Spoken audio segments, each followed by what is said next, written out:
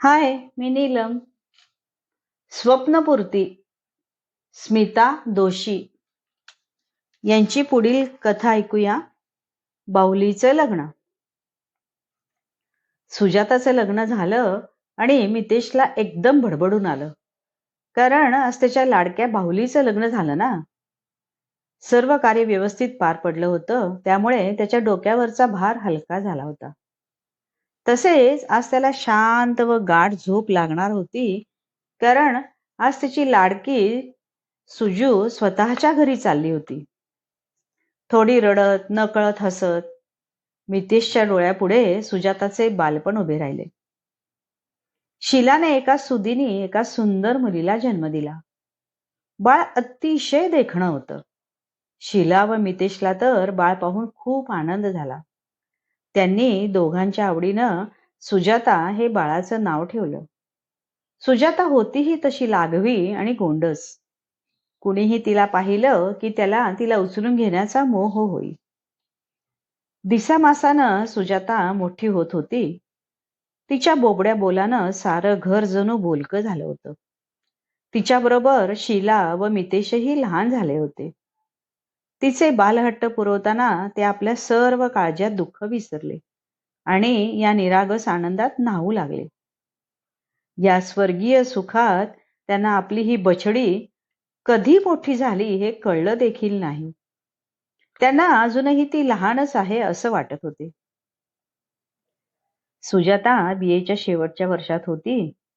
ती खूप हुशार व सुरेख होती. तिचा आवाजही नाजूक होता. तिच्या या आवाजावरच तर अनेक जण फिदा झाले होते. कॉलेजच्या गॅदरिंगमध्ये तिचं गाणं आपण केव्हा ऐकतो असे सर्वांना होई. सुजाता होती ही सालस. ती कधीही कुठल्याही मुलांच्या नादी लागत नसे. त्यामुळे साहजिकच सर्व मुलांच्या मनात तिच्याबद्दल एक आदर दबदबा होता. एक दिवस अचानकच सुजाता लवकर घरी आली. तिचा श्वासोश्वास जलद चालला होता. डोळ्यात पाणी जमा झालं होतं. हरणाचं पाडस बावरून गेलं होतं. तिला कधी एकदा आपण आईच्या कुशीत शिरतो आणि मनसोक्त रडतो असं झालं होतं. शीलाने तिला पूर्वी कधीही असं पाहिलं नव्हतं. त्यामुळे ती देखील मनातून थोडी घाबरली. ती लगेच सुजाताजवळ गेली. तिला पाहताच सुजाता तिच्या गळ्यात पडली आणि मुसूमुसू लागली. शीलाला काहीच समजेना. तिनं 5 मिनिटं तिला तसंच रडू दिलं. सुजाताला काहीही विचारलं नाही. रडण्याचा ओघ कमी झाल्यावर सुजाता हळूहळू सावरली आणि आईला म्हणाली, आई, अगं एक मुलगा माझ्या मागं लागलाय. गेले 15 दिवस तो सतत माझा पाठलाग करतोय. मी इतके दिवस त्याच्याकडे दुर्लक्ष केलं, पण आज त्याने सरळ मला माझ्याशी लग्न करशील का असे विचारले. आई, मला तर काहीच समजेनासं झालंय. मला फार भीती वाटते ग. शीलाने तिला प्रेमानं थोपटलं व शांत राहायला सांगितलं. यावर ती तिला काहीही बोलली नाही. मात्र संध्याकाळी मितेशचे जेवण झाल्यावर शीलाने त्याच्याजवळ हा विषय काढला आणि सुजाता फार घाबरली असल्याचे सांगितले. त्यालाही क्षणभर काही सुचेना. काय करावे असा विचार पडला. त्याने सुजाताच्या खोलीत डोकावून पाहिलं. ती झोपली होती, पण झोपेतही ती स्पंदत होती. मितेशने उद्याच्या उद्याच या प्रकरणाचा निकाल लावण्याचे ठरवले. सकाळी जेव्हा सुजाता आपले सर्व आवरून कॉलेजला जायला निघाली, तेव्हा मितेश तिला म्हणाला, सुजू, आज मी तुझ्याबरोबर कॉलेजवर येणार आहे. सुजाताला क्षणभर नवल वाटले, परंतु लगेचच तिच्या लक्षात सर्व प्रकार आला. आईने पप्पांना कालची गोष्ट सांगितलेली दिसते. पप्पा कॉलेजवर येणार ते एका दृष्टीने बरेच झाले असे तिला वाटले. तिला धीर आला. नाहीतर आज ती कॉलेजला जायला मनातून खूप घाबरलेलीच होती. कॉलेजमध्ये गेल्यावर मितेशने तिला तो कोण मुलगा आहे ते दाखव असे सांगितले. तेवढ्यात समोरून तोच मुलगा त्यांच्या दिशेने येताना सुजाला दिसला. सुजाता घाबरली आणि पप्पांच्या पाठीमागे जाऊन लपली. तो मुलगा आला व सरळ मितेशशी बोलू लागला. काका, माझं नाव सुबोध. मी यंदा इंजिनिअरिंगच्या शेवटच्या वर्षाला आहे. एक छोटी बहीण व आई वडील असा आमचा छोटासा परिवार आहे. मी एका चांगल्या घराण्यातील मुलगा आहे. मी तुमच्या शेजारीच नवीनच बांधलेल्या भाग्यतारा कॉम्प्लेक्स मध्ये एकटाच राहतो.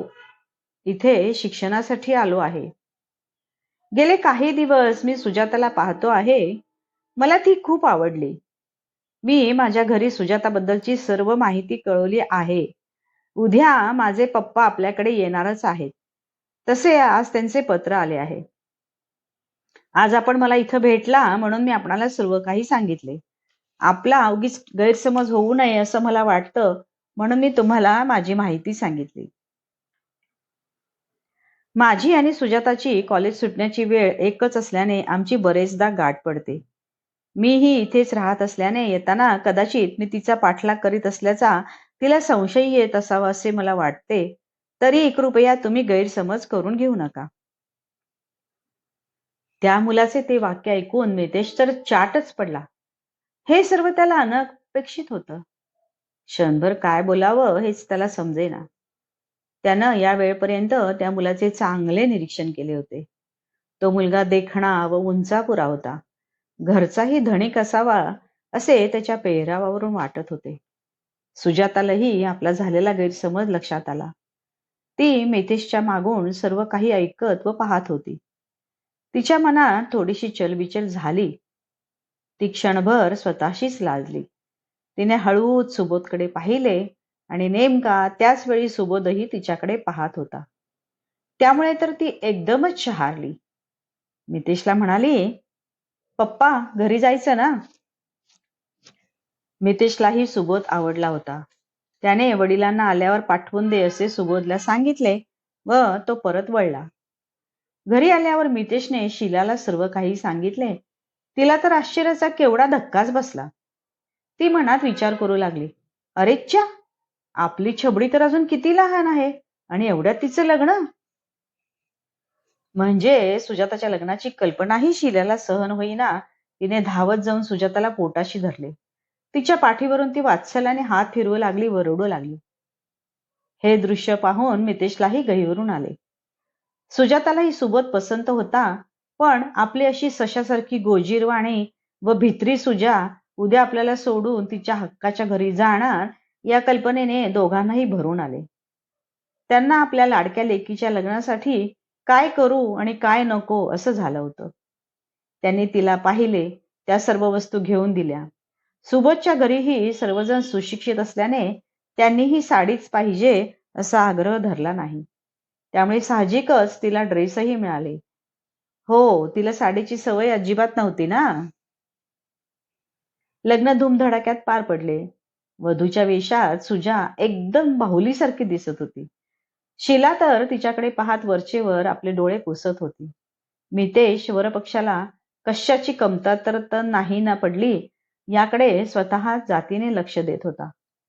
संपूर्ण विवाह सोहळा अगदी आनंदात पार पडला आणि शेवटी बिदाईची वेळ आली. ही बिदाई अशी चमत्कारिक असते की त्यात सुख व दुःख दोन्हीही एकाच वेळी सामावलेले असते. वधूला आई वडिलांना सोडून जायचे म्हणून एकीकडे खूप वाईट वाटत असतेच, परंतु दुसरीकडे स्वतःच्या घरी एका नवीन दुनियेत प्रवेश करायचा म्हणून मन उल्हसितही झालेले असते. अशी ही संमिश्र भावनांची घटिका सर्वांना रडवून व सुखावूनही जाते. अशा या संमिश्र वातावरणातून मितेश शीलाचे लाडके भित्रे कोकरू आज आपल्या घरी गेले होते आणि मितेश शीला तिच्या बारीक सारीक गोष्टी आठवून आपले डोळे पाझरू देत होते.